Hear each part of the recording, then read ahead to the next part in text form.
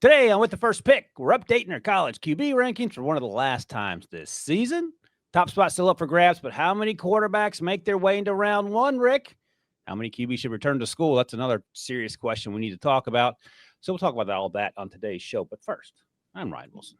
This is Rick Spielman. This is episode 202. 202. Where did it go? Huh? 202. I didn't know if Claire knew it was episode 202. Oh, yeah, it's 202, Claire. Claire's with us today. Debo's on the private jet, celebrating Thanksgiving in the sky. Rick, how many days for the 2025 NFL? Well, you know it because we just did it yesterday, but Claire does not know it. But Claire, in case you were interested, there are 149 days left until the 2025 NFL draft. Claire, it's good to have you with us. I have a question for you. I think you know the answer. Today is Wednesday, November 27th, as we're recording this. Do you know what tomorrow is, Claire? Thursday. What do people celebrate this Thursday? Thanksgiving. You would think, but actually, Rick, it's our 2-year anniversary of With the First Pick. Right on Thanksgiving. November 28th, 2022. Got you on that one. That was a trick question, Claire. So 2-year anniversary. Claire, you're going to be the producer to celebrate it with us because we'll be eating turkey tomorrow. But Rick, can you believe it's been 2 years? No, it went by very fast. And then I was going to celebrate that tomorrow.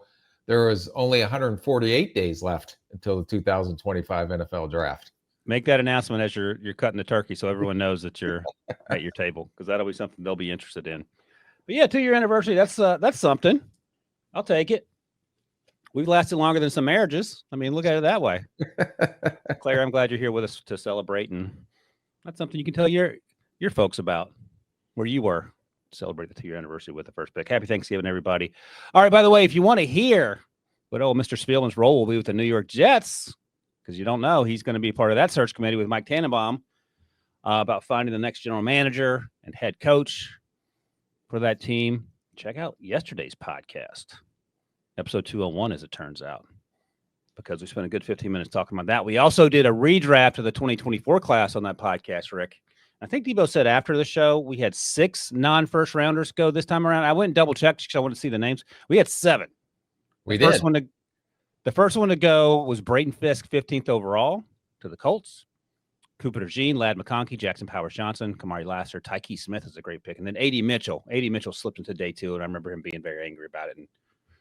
And he ended up going 31st to San Francisco. Rick didn't like that pick for me. But 7 guys. And I think the lesson, Rick, that I just wanted to point out quickly is that, we see crazy mock drafts this time of the year with guys' names on. If someone had a Brayton Fisk first-round mock draft a year ago this time when he wasn't on he was on the Senior Bowl's radar because that's when he sort of broke out nationally, if you will, we would have thought that person was nuts. But sometimes you don't know how these guys are going to play once they get to the next level and get the coaching they need and whatever. So that was an interesting exercise.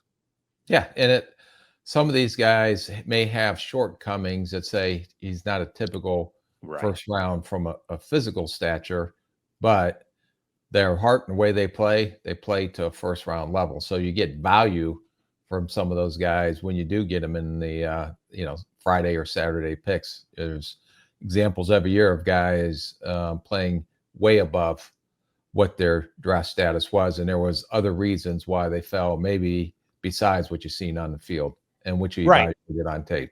And talking physically, and Brayton Fisk told us this at the Combine, short arms. So that's maybe one of the reasons. And he's a transfer from a smaller Division I school. 1 year Western Michigan?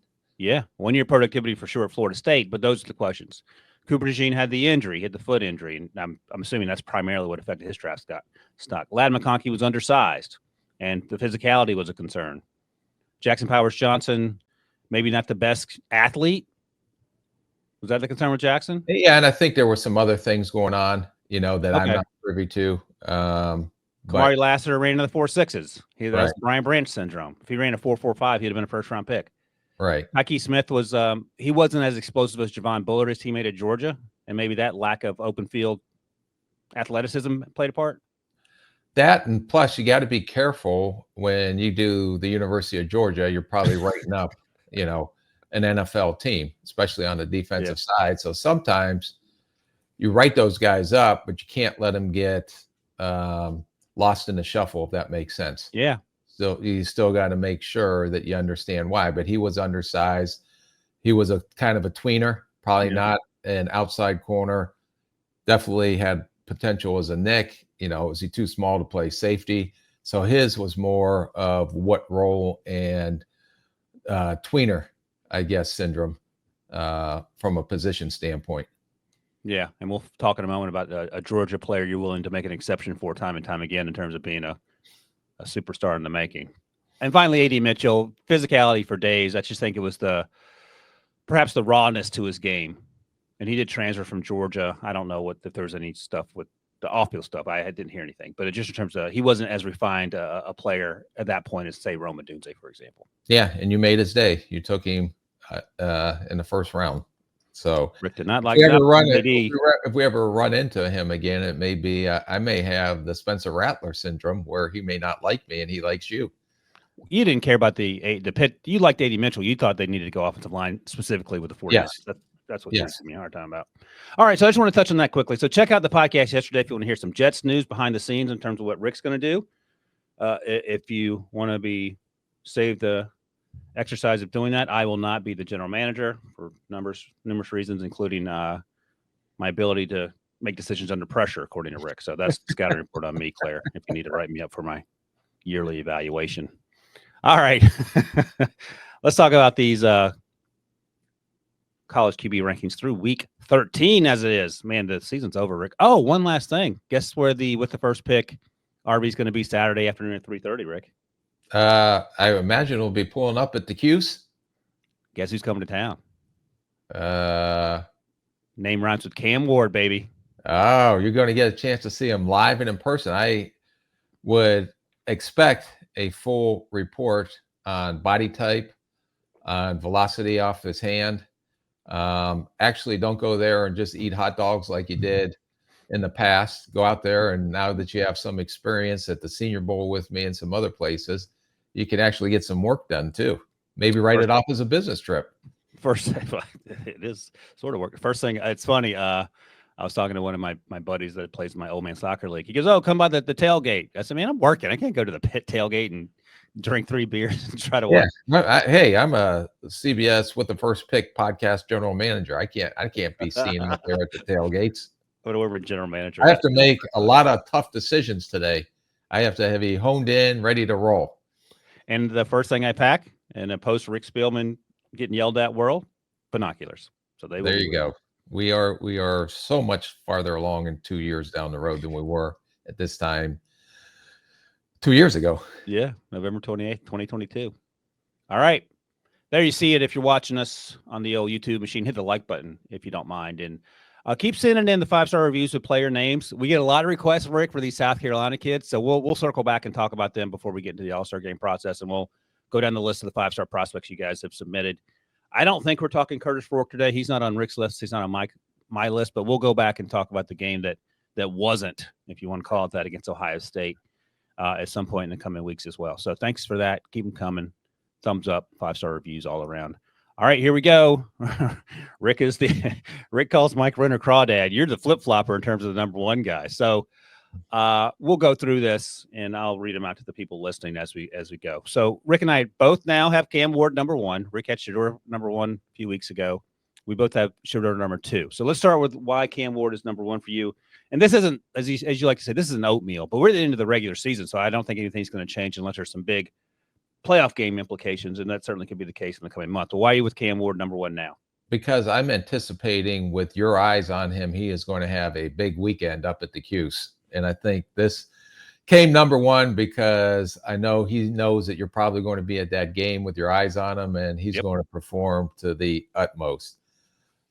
This guy, to me, is a guy that overcame a lot of adversity from going from, was it Incarnate Word to Washington State to maybe coming out in the draft and going back because it's probably a Saturday pick. Now we have him on our number 1 board.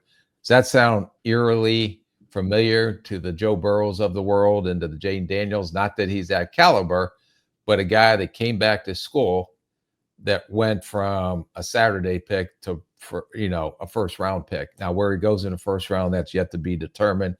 But it seems like every year, one of these guys come from the back end of the draft all the way up to the top quarterback or one of the top quarterbacks and make themselves first rounders. So note to self, lesson to some of these quarterbacks we're going to talk about. It does pay dividends if you come back, if you're not ready to come out, and the significant amount of financial gain is well worth making sure that you go back to school to hone in your skills, so you can be, a Joe Burrow move or a Jaden Daniels move, or on our board currently this year, it seems to be the Cam Ward move. Yeah, and on that note, you'll see that one of our favorite guys throughout the fall and even late summer, Garrett Nussmeier, is number 8, and that's more of me telling Garrett to come back to school. Not that he's going to listen to me, and also he's played some pretty sloppy football in last month or Very so. sloppy. Yeah, so and I try to talk myself into pushing him higher. But number one, I want him to come back, so I don't want there to be any excuses, because you know how influential I am in terms of whether quarterbacks stay or go.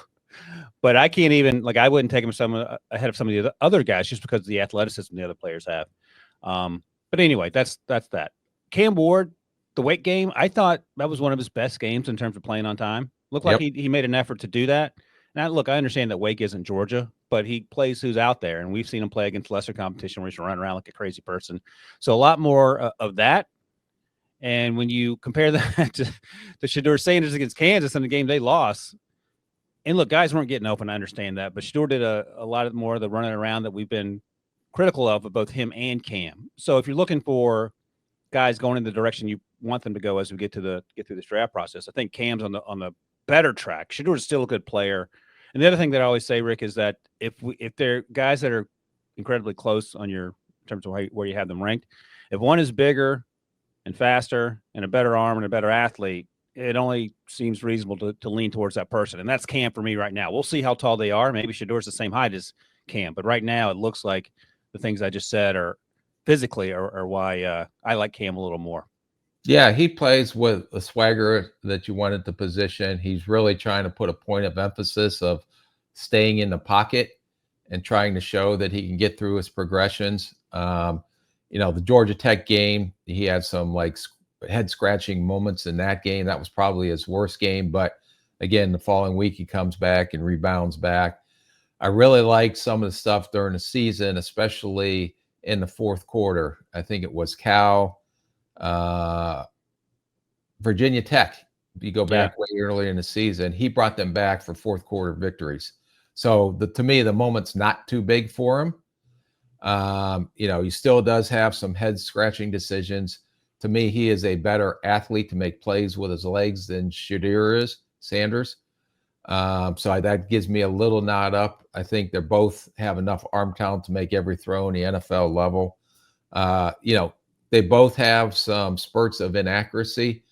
But for the most part, Cam is really good at making some big time off schedule plays. So couple fourth quarter wins, athleticism, arm talent. I don't know how tall he is. That's something that yet to be determined. Maturity seems to have, because of what he's been through and stayed in school, has a lot of reps coming in. And it seems like those guys that have a lot of college ball reps are the ones that seem to excel the most. Mm-hmm. Look at the guys who are excelling in this year, and the Bo Nixes has, had more games than anyone in the history of the NFL coming out of college. And it looks like he's right now really starting to adapt. And we've talked about him, even his potential pushing Jaden Daniels for Rookie of the Year. Jaden Daniels had a lot of reps. Caleb Williams has a lot of reps. So those guys that have those reps and are not one-year wonders seem to have the best chance to have success at the next level. All right, I'm going to use your words against you. So Rick and I both have Cam 1 and Shedeur number 2. After that, you can throw out the list as far as I'm concerned, because I think we ask it every week. More than 2 guys going in the first round? No. Oh, okay. All right. Well, that's my point. After these 2 young men we just talked about, I'm fine just stocking your team with good football players instead of rolling the dice on quarterbacks. And I say that because number 3 for me is Quinn Ewers, and he checks the boxes in terms of playing a lot of football, but there's always seems to be a little injury that's hampering him every year. And within the games, he'll limp around because something happened, and that's no knock on him. It just seems to follow him. And it feels like he can't get over the hump and get out of his own way, because he'll make good throws and good decisions, and then you see some things where you're trying to figure out what's going on. So these are me Jackson Dart was 4 for me, so I'm literally throwing darts if you want to be honest. So Quinn Ewers was 3, Jackson Dart was 4. We know about the arm strength issues. And you just talked about Cam Ward helping that team in Miami down the stretch. Dart had 2 terrible decision interceptions, should have been 3 at the end of that game where they were down 7. They had opportunity. It wasn't a Hail Mary at the end of the game. And one, you could blame the receiver if you want. The first one in the end zone was in the triple coverage, it felt like. So that can't happen. I thought he actually played pretty well up to that point, made some good throws, gave his receivers chances. And then Carson Beck, who I just certainly don't trust as much as Rick. And my note, here's what I wrote about Carson Beck. Had a lot of good throws in this game against Tennessee last week. He was accurate down the field, but he missed the touchdown in the corner at the end of the first half, which sort of bugged me a little bit. Not the end of the world, but you don't want to see him make that throw. And the other thing I said, it seems to struggle with the concept of a cornerback coming off his primary route to undercut the route in his area when Carson throws in that direction. It seems to show up every once in a while, and that I struggle with. Carson's a good athlete as well, so we know he can run. So my 3, 4, 5 are Ewers, Dart, and Beck. And Rick's 3, 4, 5 are Beck, Milroe, Ewers. So let's talk about this pack of guys, Rick, and then we'll make our way on. Yeah. Beck, to me, has kind of started to respond after that disastrous Texas game, starting to play better again, cut down the interceptions. The decision-making is still bizarro land to me when you watch this guy. I don't know if he's going to be a type of quarterback that can carry a team at the NFL level. I think he's going to have good personnel around him, good protection. Yep. Because last year when everybody had him probably as the number 1 quarterback going into the season, Ladd McConkey, Bowers, good, everything was right for Rosemy Jackson, who he liked. Yeah. So this year, I don't know if they have the same skill level around him. And so he seems to have one of those quarterbacks that can come in and I think he's going to be a solid starter. Is he going to be someone that carries a team? I don't think so. If he comes in and he's going to take time, if he does come out, I don't know if Debo said yesterday that he doesn't have any eligibility left. And if he doesn't, it's going to take some time. But none of these guys, I think, are going to be for sure, like day 1 starters, like Chicago last year, right? As soon as they drafted him, they got traded Fields, day 1 starter. You knew that was going to be him. I don't know if I would put any of my chips into the middle of the table saying this guy is coming in and is going to be the savior of our franchise day 1. So I think, I was reading through some things, talked to some people. Some people think that he's Jared Goff.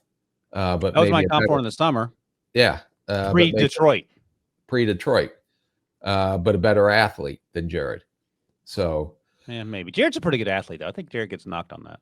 Yeah, but I think Carson is a better athlete than Jared. Yeah. Okay. But that was a lot of the comps coming out when Jared, and he was the number 1 overall pick that year, 2016.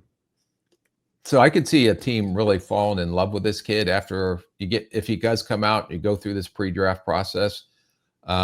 It'd be great to see him if he does come out in an all-star setting. It's just he was so inconsistent this year compared to what we've seen 2 years ago, and you have to dig down why. Yeah. But he was 2 years ago a pretty good quarterback. Yep. And for some reason, it wasn't the same this year. And now he's starting to swing back in the upward direction over the last couple. So it'll be interesting to see how he finishes out the rest of the season, because I think that'll determine if this guy makes it into the first or doesn't make it into the first. And out of all those guys we talked about, he's the only one I think may squeak into the first if he continues to ascend like he's ascending. But everybody's going to poke holes in this guy. He's going to look like Swiss cheese by the time you get through the pre-draft process. So he's not a for sure thing. I moved Milroe. Oh, go ahead. I'm sorry. I just want to say quickly, Carson, the last 2 games, Tennessee and the UMass game last week, 6 touchdowns, no interceptions. So to your point, he has been a little more on point with that. So last year's class, physically he fits the bill. Would you draft him or Spencer Rattler? Him. Okay. All right. Yeah. I think it's been quite clear how I felt about Spencer last year and now. We'll hold that against you. And how I feel about Beck. Yeah, that's true. Last year and now. So To me, that's a no-brainer question. I Yeah, think you should have a pretty good sense on how I feel about that. You like Sally. You don't like Judy. You made it clear at the 8th grade dance. So Judy, he's not going to ask you to the dance. Well, Judy may like you. Maybe she's your type of quarterback. Yeah, Judy came up to me and said, "Thank you for not being Rick," if I recall correctly at the combine. So Beck is 3 for you, and then Jalen Milroe. And Jalen makes some good throws in the first quarter of that game, and then things seem to go off the rails. Those interceptions, man. You talk about Carson Beck doing Bizarro Land. There was some Bizarro Land stuff there. That interception in the flat, that was a Will Levis special. He did that on Sunday. The difference is Will Levis tried to make a play, and Jalen Miller tried to kick the kid as he ran down the sideline. I don't know what that is either. But the pick before that on the quick game, the trips out right, and the defender just jumped it. I don't know what that is. I would like Jalen Milroe to come back, but Jalen Milroe may not be interested in what I'm thinking, right? Yeah. I think the biggest thing with him, the reason I moved him up is because in my mind, there's no question he's the best dual threat quarterback in this draft. Yeah. No one with the ball in his hands, you think he's Eric Dickerson when he has the ball in his hands. Who is he? But no one runs like this kid with the ball, and I'm not saying he is Lamar Jackson, but he has Lamar Jackson traits when he runs with the ball in his hands. Absolutely. Okay. That's from a run standpoint, I would say that. But and he has enough arm talent to make all the throws. I don't know if he is a real natural thrower, especially if he has to sit in the pocket and get through his progressions. His accuracy can be off at times. I do think that he does have a nice deep ball. You see enough plays down the field where he does make some very nice deep. He may be a better deep ball thrower than he is short and intermediate thrower. But then that's not necessarily where you want to be. No, but then there's some head scratching decision making, like you referred to, some head scratching, what I would call layup throws that are just missed to wide open receivers. And teams are going to have to decide whether is that correctable with coaching. The one thing you cannot deny that I think puts him above anyone else in this is his ability to make plays with his legs. Now, can he play quarterback at a high level at the next level? Is he Anthony Richardson? Even Anthony Richardson was, I think, a better thrower, even though he had inconsistencies and wasn't a very, would he have completed less than 60% of his throws in college as well. But Milroe, you have to give him just a nod because of the unique ability to make plays with his legs. I get all that, and I struggle with that as well. But the thinking, let's say you're a team that needs a backup because you have an old timer, maybe Matthew Stafford, for example, in front. You would certainly, I'm guessing, you would feel better with a Beck or a Ewers as a guy who has to play as a rookie as opposed to Jalen Milroe for 2 or 3 games. I'm just telling you, in the draft meeting, if we are interested in Milroe, we're going to have to adjust our offensive scheme to do what he does. All right. You're not going to be able to fit a square peg in a round hole. Yep. And I think, even back when Baltimore drafted Lamar, right? I mean, Lamar was a better thrower in college to me than Milroe is. But when Greg Roman was the offensive coordinator, when they drafted, I believe he was the offensive coordinator then. I don't think it was Marty Morningwig, but whoever the offensive coordinator was in Baltimore at the time they drafted Lamar, they adjusted their offense to do what Lamar does best. And if you think you're going to take a Milroe and put him in a West Coast accuracy, on time, rhythm throwing thing, then you're going to have a bust on your hands. Yeah, your next vision will be Rick Spielman walking through the door to help your team find a new general manager and head coach. Right. And even that Ravens team, Lamar's rookie year, had packages for Lamar because Joe Flacco was the drop back quarterback. So they had packages 2 or 3 times a game where Lamar would come in and do something that Joe Flacco couldn't do physically. Right. And it's a whole different offense than if Joe Flacco's running it. Yep. So Jalen was your 4. Jalen Milroe was my 6. At 5, you have Quinn Ewers, who was my 3. And again, I'm just guessing, not effectively pulling names out of hat, but not too far off of that. No, you see the flashes, but you see, the big time game, I can't get out of my head, versus Georgia, where he got benched, but I give him credit for coming back. The durability is a major concern. He never stays healthy, has never played through a regular season. some of his pocket awareness and things like that, I think, need to be cleaned up, processing. But he does enough to flash with some of the throws he made. And I don't know, I was just, going through some tape last night. They do not nearly take as many shots down the field when they have Xavier Worthy last year. I don't think they're taking the same amount of shots down the field. It's more of a rhythm, timing, underneath, intermediate type throws this year. And he is a better athlete than I think people give him credit for, though I don't think, he's going to keep defensive coordinators up, worrying about if he's going to beat them with their legs or not on Sunday. There's something missing with this guy. And I just don't have a great feel or sense. Now, I've never been around the kid. Maybe that changes through a pre-draft process, but the durability concerns, there's something that I don't know. I can't put my finger on, but I don't have a great feeling for it. The durability concerns, and then the head scratchers once or twice a game that pop up, like the fumble 6 that he had last week against Kentucky. What are we doing? Just take the sack. Those sort of things. And it's not just exclusive to Quinn. A lot of young guys do that. The other thing I'll say about not knowing him as a person, I completely changed my opinion of J.J. McCarthy and C.J. Stroud when we met those guys in person too, because they were great young men, and that can have an effect, I would imagine, when they walk into a draft room for an interview, right, or to a interview at the Combine or Senior Bowl or wherever. Yeah, but it can't have an effect where you have a specific grade on them, and all of a sudden you move them up 32 rounds because you fell in love with the kid when you talked with them. Remember, the other thing, don't overcomplicate it. Use your common sense. Trust your eyes. All the other cliches I can come up with. The other thing, you talk about Xavier Worthy. Isaiah Bond, sometimes fans push back because we don't have him in the first round. He's not Xavier Worthy like threat, and that's one of the reasons. The other thing is 85 Gunnar Helm is a fun tight end we haven't talked about yet, but he's Quinn's Tyler Warren, if you will, and I think he's had a good year, and we're going to be talking about him a lot in the next 149 days. So more underneath stuff to him. He threw a touchdown pass to him in that Kentucky game. Also had a good throw and a little glance right there in the end zone. And those are the flashes you like from Quinn. It's the other stuff that gives us pause. All right, look, that's 5 each for us, Rick. Going to get our bottom 3. But first, going to take a break. Right after this, we'll be back to talk more quarterbacks.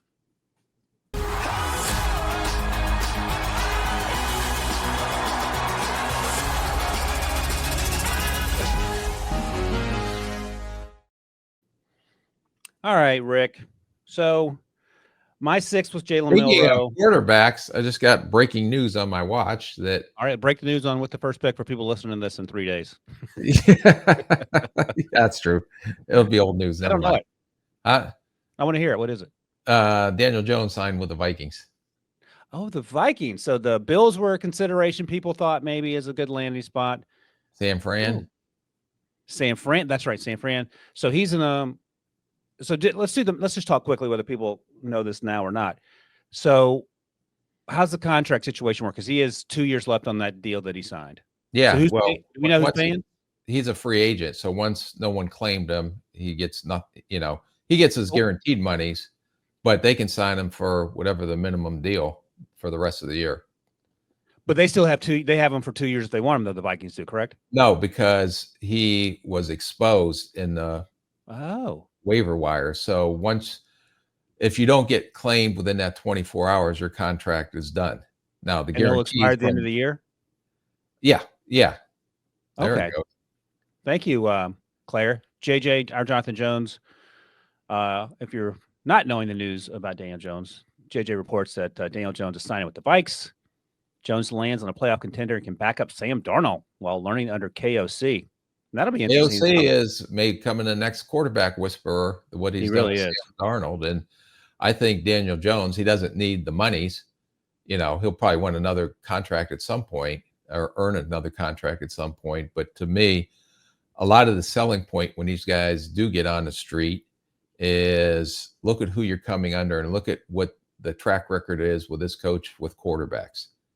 And I think KOC is really underrated, but well respected in the league, not only as an offensive mind, but as the next kind of quarterback guru coach. And if things go well over the next 6 weeks or whatever, it could be a situation, and we talked about this last week, where you had no plans to give Sam Darnold $25 or $30 million because of J.J. McCarthy. But Daniel Jones, you could get bargain basement price on, and he could be Sam Darnold 2.0 in case you need him. That could be the thinking there, right? Yeah. I mean, that could be the thought process. And because I don't think teams will be beating down Daniel Jones's door. Do you think? Who? Teams will be beating down Daniel Jones's door this offseason to be a starter? Well, no, but it's going to be the same scenario. If you don't have one, and knowing how potentially weak, which we think is weak by our rankings, this quarterback class is, it may be a higher market than you think.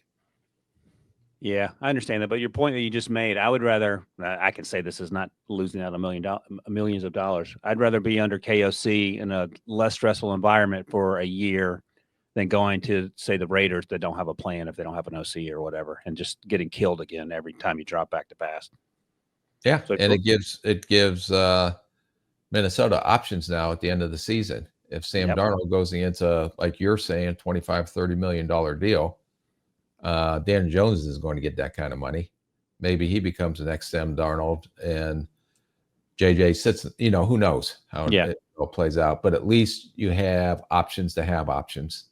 Hey, let me ask you this. This should have been in the overreactions, but we had a special overreactions yesterday, Jets edition. So if someone like a Daniel Jones gets benched, I don't know if you've had anything similar to this, and they come into your office a week later and say, hey, man, can you just release me so I can move on? How often did you accommodate that, or did it depend on the roster and everything else? Each thing depends individually on it, but that one, and then the reports you read, well, he's not even a backup. He's not even the third. They have him as the fourth. And that was because of the injury settlement. They didn't want to pay the $23 million, I think, right? Well, it was football related reasons. And what does that mean in in Rick language? Because you can't cut a guy because of a contract. Oh, I see. You just covered all football related reasons, which is true because he didn't CYA Rick talk is what I'm hearing. Yeah, no, you can't cut a guy and you heard the same messaging, right, with Russell Wilson last year? Yeah. This has nothing to do, and they were in a playoff hunt. Football related reasons. That's why we're releasing him. Russ should have changed his name to Bo Nix. He'd be on his way to the Hall of Fame right now. All right. Thank you for that breaking news.